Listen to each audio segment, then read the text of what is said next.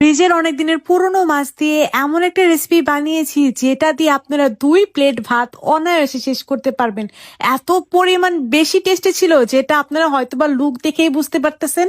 আমি এর ভেতরে সিক্রেট একটা জিনিস মিশাই, তার কারণে মাছের কোনো আস্তে গন্ধও লাগে না, প্লাস এটা খেতেও অনেক বেশি টেস্টি হয়। যেহেতু ফ্রিজের অনেক পুরনো মাছ ছিল, মাছের আস্তে গন্ধটা দূর করার জন্য মাছটাকে আমি ভিনেগার পানিতে অনেকক্ষণই ভিজিয়ে রেখেছিলাম, এতে করে মাছের আস্তে গন্ধটা চলে যায়। তারপর কড়াইয়ে তেল দিয়ে হালকা লবণ আর হলুদ দিয়ে মাখিয়ে রাখা মাছটাকে হালকা ভেজে নেওয়ার পরে দিয়ে দিয়েছিলাম এখানে পেঁয়াজ কুচি দেওয়ার পর এখানে রসুন কুচি দিয়ে দিয়েছিলাম, এবং এরপর যখন পেঁয়াজ আর রসুনটা হালকা ভাজা হয়ে গিয়েছে এরপর এখানে দিয়ে দিয়েছিলাম লাল মরিচের গুঁড়া, হলুদের গুঁড়া, লবণ, সামান্য একটু পানি দিয়ে এটাকে একদম ভুনে নেব।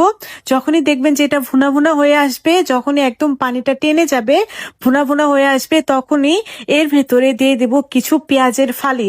অর্থাৎ পেঁয়াজটাকে আমি 4 ভাগে ভাগ করে এরকম ফালি করে নিয়েছিলাম, আর দিয়ে দিয়েছি অনেকগুলো কাঁচামরিচ দিয়ে এটাকে আমি আবারও খুব ভালোভাবে একটু নেড়ে চেড়ে ভেজে নেব। আর এটাকে এখন আমি ততক্ষণ পর্যন্ত ভাজবো যতক্ষণ পর্যন্ত এটা একদম শুকনো শুকনো হয়ে যায়।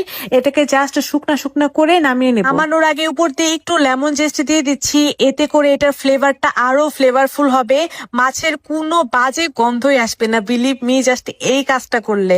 আপনাদের কাছে যদি লেবু পাতা থাকে তাহলে কিন্তু লেবু পাতা দিয়েও কাজটা করতে পারেন।